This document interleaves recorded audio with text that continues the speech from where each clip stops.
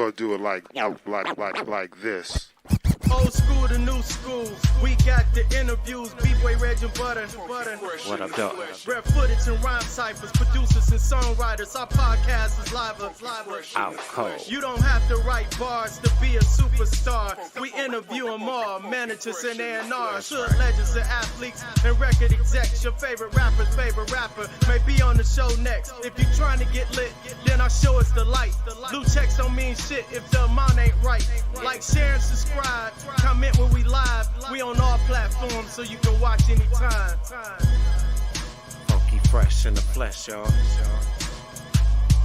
Subscribe now. What up, though? This B-Boy Red. I'm DJ Butter, y'all. What up, though? What up, though? Funky fresh in the flesh. Yes, Man, yes. We got West Coast legend in the house. Yes, yes, Threat. indeed. What's going on, sir? Yeah. What's up with you, man? Hey, I man, couldn't wait we to do this making interview, B-Boy man. Red. I couldn't wait. Hey, This man, B-Boy Red's favorite LA artist right here. This is that guy. Oh boy, oh my mama. Not favorite How y'all LA doing, man? How y'all artist. doing? Doing good. Good. That's Hey, good, look. man. Be blessed. Huh? So my boy used to do record promotions here in Detroit for like different labels. And one day he popped up, he gave me this promo copy of Sick in the Head, right? So I'm like, whoa. man, who is yeah. So I'm like, who is this? He was like, this Threat. And I was like, Threat, where I hear that name from? He was like, yeah, he was on Death Certificate too. So I started looking it up, man. I wore this damn cassette tape out, man. Yeah. Yes. Wow. Yeah. All the way in Detroit, man. For real. Yeah. Damn, man. And it's funny. I love Detroit too, man. Right. Yeah. It's funny. I never brought the actual copy from the store. I kept playing this promo copy, man, and it was like man, it was something else, man. Hey, it's we did a lot of promo copies, but this is like the original. This is the one. Yeah. Yeah. That's it. Funky fresh in the flesh. Yep. That's it, bro. Hey, Good to be with you guys, man. Hey, I was telling Tash when we interviewed him, I said, man, like, it was a lot of LA artists that probably made you feel a little gangster, right? But I told him nobody made me want to be a gangster more than Threat. I wasn't a gangster, but it was something about the lyrics because it was certain artists that was getting pushed on BET and MTV, and they had an image. So you didn't have a lot of visuals out there, but the words and the lyrics made me like, damn, it was so believable. Like, I think on one of the songs, she was like, I stepped in so much dog shit they couldn't smell my prints, right? So I was like, damn, it was the visual of that. You know what I'm saying? I think it was on Get Ghost when you were saying you was running from the police. Yeah, on Get Ghost. Coming over fences like a track star. I had ran from the police the day before we did the Let the Dogs Loose video. Yeah. So, that was kind of crazy because I was so damn tired and I had to redo what I just did. Wow. That's funny. That's funny. I was just talking to Dazzy D earlier today, and he was playing me this song that I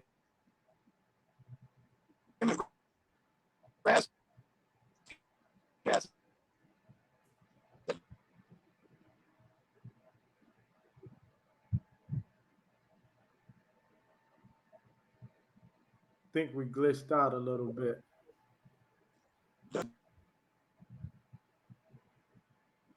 Yeah, I think the connection got, but we'll pop back up here shortly.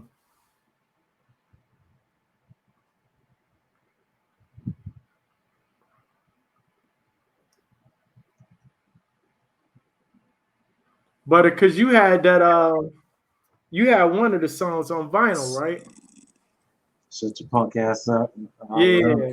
Shut the F up or something. Yeah. All right, we back on. Can you hear me? Yeah, I can hear you.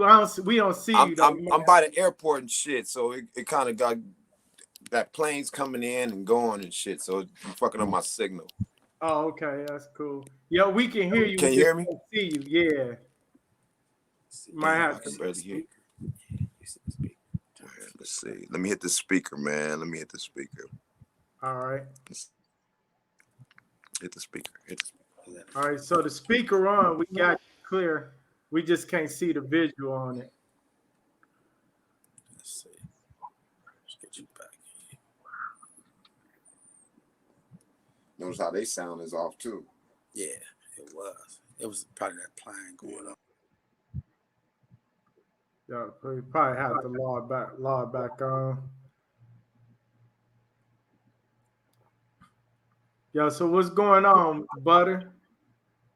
Man, it's taking it to the top, man. Just keeping it going, Reggie Reg. Oh yeah, that's dope. Yeah, we have to come back on. Sick in the head, y'all. Make sure y'all go get that album, man. Google it. Yep. All right, let's add them back to. All right, I'm back. Yeah. All right. I'm by LAX, so a lot of the planes when they coming in, they be still in the signal and shit. So Oh, okay. I hang up on my bras and all that shit all the time. Hey, I got a question to ask you. You had the skit on the album, and my man was like, I think he was talking to the side dude or something. He was like, I might have to do some time, but I'm gonna get you. Oh yeah, that was some stuff that DJ Pooh had hooked up. Okay. That was his stuff. He always coming in with the key come ins with that. So that was him. So okay. And we loved it. As soon as we played it for it, we were like, oh shit, hell yeah, we using that. And so yeah, that was hilarious, man. I was like, damn, this nigga's hilarious. Dude, solid. He like, man, I might have to do some time, but I'm gonna get you. Okay. He dope. was the one that was always putting like trying to even it out. You know what I mean? Because everything was so real. He was like, well, we got to even this out a little bit. We don't want to just be on the edge of their seat like that. We got to kind of like even it out, make it, you know what I mean, palatable, if you will. Okay. Hey, let me ask you this, man, because like if somebody really a fan or like even like some of the artists that most people West Coast, man, your resume is deep, man, from like working with Pot, Cube, King T, the Licks, all of that. How was it working with all of those guys? Man, it was like so real, for real. Because a lot of these dudes I looked up to, you know what I mean? So, I was hearing them before I was me, really, so it kind of like it resonated in a different way, you know what I mean? Right. And working with each different individual was different than the next, you know what I mean? Okay. So it was I've been on a nice roller coaster ride. Oh yeah. Eazy-E, Snoop Dogg, Razzcazz and Trey D from Dog. So we it's like people that wanted to rock with me, I rocked with them, put it that way. And so, it was always all good. Okay. Yeah. What you been working on now, Threat? With the game, been missing seeing you, man. Well, me and Sir Jinx, we got a cut out. You guys go get the Animal Channel. It's Deadly Threat featuring the LA Zoo, produced by Sir Jinx. Check it out. It's on Spotify. It's on all most of the networks. So you guys go check that out. I'll get a load of that. Yeah, that's dope. Hey, when people talk about we trying to get out there we're trying to get out there, man, to go do some shows with you guys, man, and show up and blow up. So that'd be nice. Hook it up. Yeah. Hey, a lot of people mention we'll be square, man. Right. Yep. So a lot of You people, said what now? no, I was saying a lot of people they mention like top producers. I don't think Sir Jinx get enough credit. Man, he's definitely one of the underrated producers, and that's my boy. We used to listen to all kind of stuff in class. We wasn't doing our homework or nothing. We was listening to music in our class, and so me and him would be over in the corner listening to stuff, talk about listen to that, listen to this, listen to this, listen to this. Right. So I've been watching him since junior high school. We went to junior high together, so we've been friends ever since. Okay. So I You ever watched him dabble? before he was a producer, in other words. Yeah. Right. You ever dabbled in the movie scripts and stuff yourself? Like Yeah. write movie scripts? Because you're Yes, so sir. visual with the rhymes, you know what I'm saying? Yes, sir. Yeah, Yes, you sir. got something coming. Yeah. Well, I'm working on some stuff right now. I got a couple of things under my sleeves besides my arms. And yeah, we working on some stuff, you know. And matter of fact, the new album, we kind of like putting it in more of a movie form versus just the, you know, video form. We putting it in a more of a movie form. Because I got so many songs, man. You know, I've been missing for a while. I kind of disappeared, like kind of how Michael Jordan just left out of nowhere. Everybody was like, "What the hell? He leaving? Why? The nigga ain't living like that." So you know, but I've been working for all of years. You haven't heard of me. You got about 2 or 3 albums to listen to. Put it that way. I got 100 old songs you ain't heard, and then I got 100 new songs you ain't heard. Okay. And on top of that, word on the street is you was doing some ghostwriting too. Well, I just wanted to concentrate on me for a while, but okay, ghostwriting wasn't something that I volunteered for. These were requests. So, right. you know, that wasn't even something that I actually do, but they requested it. So I just obliged, you know. Okay. So, and that comes from being on death certificate, I think, because after that, well, actually it doesn't, because my first record that I did ghostwrite was with King T and Mick Jagger with that I Should Diss You. So that was my first one before I was even signed, before I even did my own stuff. So yeah, so I was just looking at that. Wow. Yeah. So that's you still, so it was more of a request, and so I didn't mind doing it. You write often? Like you keep rhyme books around?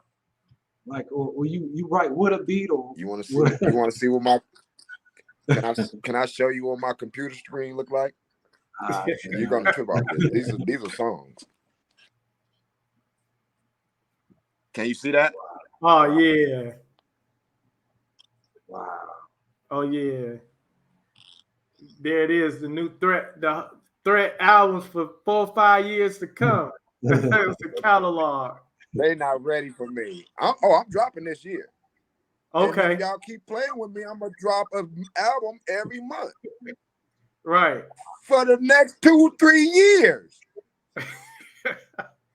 I'm not playing with these dudes, and I do it for sport. I don't do it for nothing else. That's the only reason I do it. I don't do it for money. I don't do it for clout. I don't do it for none of that. Like I told them, they said, man, we want to give you your flowers, nigga. Make sure it's green. Right. Thinking ahead part 2, man. The PTSD project, man. Check us out. We going hard, man. So you know who inspired me the most? I don't want to take over the interview. I'd rather you guys ask me the questions. I like answering questions. But this dude E40, man. This dude really inspired me, man. He the one that really got me on this third leg going like, okay, I ain't stopping. And I want to jump out and I want him to hear me. At first, I didn't care who heard me. I didn't care. I was just telling you what I did last night. That's all I was doing. Right. My whole album is about what I did this week and this month and this year. That's all my album was about. It wasn't really about, trying to impress anyone or anything like that. It was just more so, I wrote down what I want, what I just did. That's all it was. Right. So, you know, Hey, I think Dre, Cube liked that part about me. You know, go was ahead, you expound. hands on with all the marketing back then, all the flyers and the promos and the way the album None cover of it. looked? Well, the Wow. album cover, yeah, but as far as the Okay. promo, no, because I didn't know nothing about promotion or nothing like that. So I kind of depended on my label to kind of do that kind of stuff. You know what I mean? You know, and they did the best that they could. But to be honest with you, they didn't know how to promote me. They didn't know how to market me because I'm doing West Coast raps, damn near over East Coast type of beats, and so it was confusing for them. They admitted it. They were like, "Man, we don't know really how to market you, even though we just gave you $250,000, but we still don't know. we don't know what to do." So you Right. know. But I mean, I don't even blame them at all. Like I said, I wasn't really in it for the money. Most of the people that approached me and got when deals were made and stuff like that, they approached us, you know. So, Right. you know, yeah. Man, talk about like your legendary verse on Death Certificate. Say the wrong word, then whistle down the street like a bird, bust a U-turn back Come and back get again, served. sir. I said, who is this? Like, I picture being on the street when that happened. You know what I'm saying? Like, how did that come about? Yeah, buddy. Well, that was just my reality. Okay. So it wasn't something that these aren't words you can look up in the dictionary. You know, these are things that are actually happening, during the time. So, like I said, I was just reflecting on what I did yesterday or last night or the day before or the month prior. And that's basically all it was. I like rap. To me is therapeutic for me personally. I don't know about anybody else. I heard LL, my boy Todd, he was like, "Yeah, man, because this is not a sport." I was like, "Not for you, maybe, but for other people, it might be." Right. To me, rap was therapeutic. You know what I mean? I'm different, so I use it to. It's like a therapeutic outlet for me. So that's the reason that I rap. I don't rap for funds. I don't rap for money. I don't rap for none of that. That's the reason I do rap. If I was a bum living under a freeway in a tent, you'd probably catch me writing some raps if you came by. I'm just saying. So I love to do it. It's a lovely sport. And I adore it. And I'm never gonna stop doing it. That's dope. We don't want you to stop, man. I'm not. I'm kind of mad that I'm kind of mad that I let my fans down, because now I realize that people love you, people want you, people they don't give a damn why you're doing it. They just love that you're doing it. You know what I mean? And so I do kind of feel a little remorse. And so for that, I'm gonna give y'all an album every month. I don't give a damn. I don't care if it's sale. I ain't worried about none of that. That's not what I do for income. Yeah, because it was a gap of just garbage out there for a minute. I was like, "Where Thread at, man?" like Butter be like, "Yeah." Every time we interview somebody from the West Coast, I was like, "Where Thread at?" I was like, "Man, we gotta find him." I think they was hoping that I disappeared so they could get some shine. I was like, "Man, we hope this nigga don't come back." Man. Yeah. Fuck it. That's like Michael Myers. They can come back to part 4. Like, this nigga's still alive. Oh my God, we gotta run again. Yeah. So hey, how did the collaboration with Tupac come about? Well, actually, DJ LL Cool J's DJ actually hooked that up. Bobcat actually hooked that up. Wow. And me and Pac had kind of had a little riff. He liked it, my broad, and I think she liked it him too. So I wasn't having it, nigga. And he knew it. He was like, I don't want no problem with this nigga. You sure the fuck don't. But what's crazy is, and this is a message to all you fellas, we end up becoming close friends, bro. We ended up becoming close, and She the one that told me he died. She was like, baby, I was like, what the fuck you crying about? She was like, he dead, they killed him. I was like, what the fuck are you talking about? Wow. And it's crazy because a few months before then, I was going to Snoop house to pick up a check. I had never been to this particular high rise where he was staying. And so when I got downstairs, the butler actually said, hey, he said, I know who you going to see. So I figured like, okay, well, maybe this nigga left the word downstairs. Well, this idiot sent me to Pac's house instead of Snoop's. Wow. So when I get to Pac's house, I'm knocking on the door and shit like, shit, what's up? I'm here. He opened the door like, what the? How you get here? He didn't know what was going on. I'm like, well, Snoop at? He was like, Snoop nigga upstairs. I was like, oh, okay. Well, let me get upstairs. He was like, nah, hell no. Nigga, come in and have some Hennessy. Wow. and we chilled. We chilled so hard. I was like, nigga, I got a $10,000 check upstairs I'm supposed to be picking up. Nigga. Let me get upstairs. Wow. I never told nobody that story. So Wow. I had to tell you guys, but yeah, Wow. but yeah, man, I love all these dudes, man. I do. I even love a lot of the kids, man. I like a lot of them. You know, they got potential. You know, and you know, I think everybody that do records, if you do an album, you got one song on there that I'm gonna like. I have to give you that benefit of the doubt. I do. Right. That's just me. You know, with everybody and people that I didn't even expect. You know, I was like, oh shit, okay, you kind of tight. You look weird, but you kind of tight, my nigga. So I get it. You know what I mean? Right. Right. Hey, you yeah. you mentioned Bobcat, right? And Uh-huh. the LL Cool J connection and everything. And when we was I think actually when we interviewed Tash too, we was talking about how important that whole LA posse clique was and all the people that Man, was around that. Were you involved with that as well? man, I was there when it started, bro. Okay. So I was there when the alcoholics was doing the buckwheat. Y'all don't even know what that is. Swabby D was one of the original members. So Tash actually came in and took Swabby D's, you know, place because Swabby D was the hyper. And that's what Okay. Tash is. And so, and I never told Tash that. And that's my boy. But I never really told him that. But that's who was there. That dude was so hyper, bro. He passed away. It's been like 30, 40 years. Almost, shit, damn.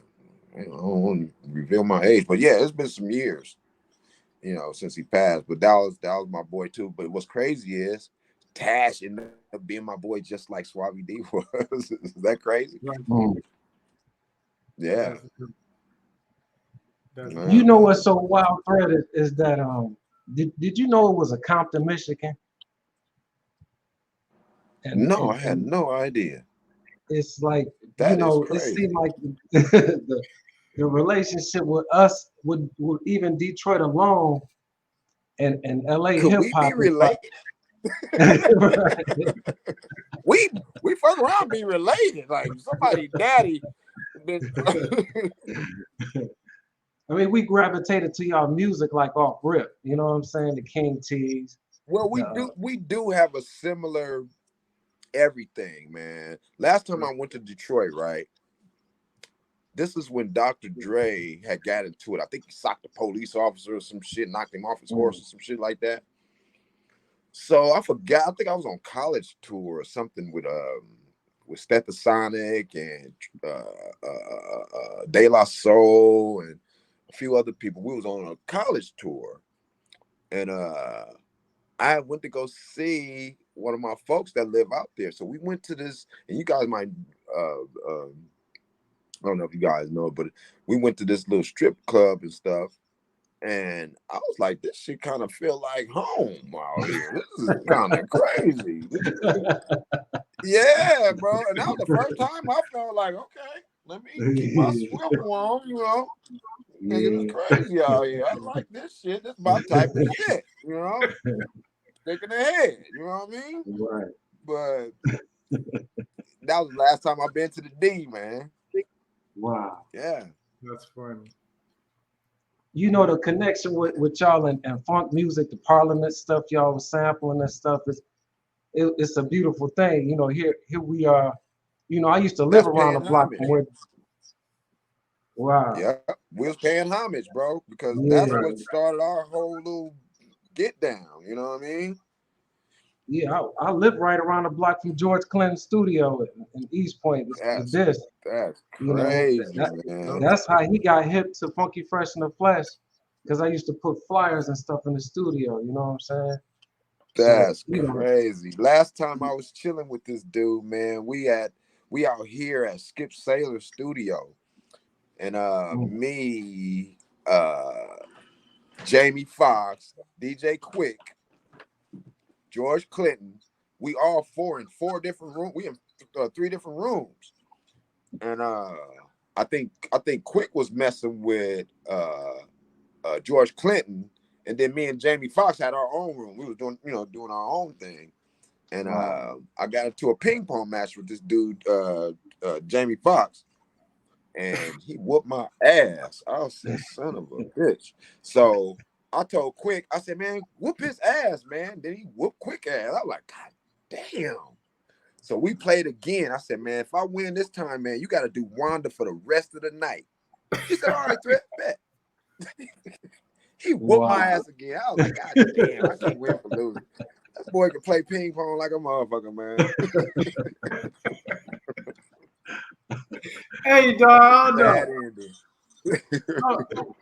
hold up, man, because it'll like just in 10 minutes, you went from Pac to going to get a check from Snoop to playing ping pong with Jamie Foxx, dog. I wouldn't DJ believe Quick, this shit if I and was DJ high. Quick, and DJ Quick can play. So, Right. Yeah, That's funny. it's crazy, bro. Crazy life. Hey, correct. Crazy I life. want to ask you about this, man. You know, you had the 50 years of hip hop. Why LA didn't put nothing big together like New York did? Like, you know, is it the politics out there, or what is I it? think I don't even think it was the politics. I think they just didn't understand the dynamics of what was actually transpiring. And the reason I say that is I come from the 70s from breakdancing. Now, let me tell you how I started breakdancing. By the way, I taught Cuba Gooding how to breakdance for the movie that he's breakdancing in. We'll get back to that later. God. Okay. I ditched junior high to go teach this nigga how to breakdance. But anyway, so I learned how to breakdance by looking at New York City Crew. They was on the Merv Griffin show, right? Mm-hmm. I'm talking, this shit was exciting, bro. Like, you gotta understand, we didn't have nothing to do. And that was like something new to do. I was like, I gotta learn how to do this stuff. How the hell is he spinning on his head? How's this dude doing? What the hell is it? So I had to learn. I was one of those inquisitive kids like that. So if you don't go back to that era, it's gonna be hard for you to transpire into the 50th. And I realized that by seeing a lot of the comments and a lot of the, genre and the rhetoric that was going on behind it. I'm like, y'all not really understanding what just transpired here. Right. We just pulled off something that everybody thought wouldn't happen, on only that, or that was impossible, and we pulled it off. And we actually did it together. We corresponded, whether we was doing it knowingly or not. That's another subject, but we definitely corresponded enough to where we made it happen together. Like my love for rap came from Rakim, MC Rail, people like this, Ice-T, King T, Cube wasn't even existing yet. Snoop, there was no such thing as a Snoop Dogg or anything. So we was doing stuff, back early in the day, and so they don't have a good picture of what actually happened. Because I think if somebody did a short film and showed them what actually happened, then I think they'll be a little more appreciative and just go, you know what, you're right, you guys actually did that. Like, nobody outside of the hip-hop world thought, and even people that's probably was in the hip-hop world didn't think this thing was going to last for 50 years, bro. Right. For real. So I know Curtis blows hats off to my boy Curtis, man. Biz Markie, rest in peace. A lot of these dudes that paved the way, Schoolie D from out from the west, you know, a lot of things. Ice-T. If it wasn't for Ice-T, but a lot of people don't know. If it wasn't for Ice-T, a lot of this shit wouldn't even be going on, bro. Right. Yeah. I know he's doing his TV show stuff and all that stuff now, but if it wasn't for him, a lot of this stuff wouldn't have been happening, bro. For real. We just bro. LL just they just did a concert here. LL was the headliner and Ice-T came out. And I was like, oh, I'm glad shit. they did that. I'm so glad they did that, man. I'm so glad that they did that. Yep. And going back to what you were saying, like he made the comment, Ice-T made the comment, like, if y'all really go back, y'all would be surprised why I'm here, right? You thought you would never see this. But what was even more interesting was it was a whole group of people there that only know LL and Ice-T from acting. And that's when I felt old as hell.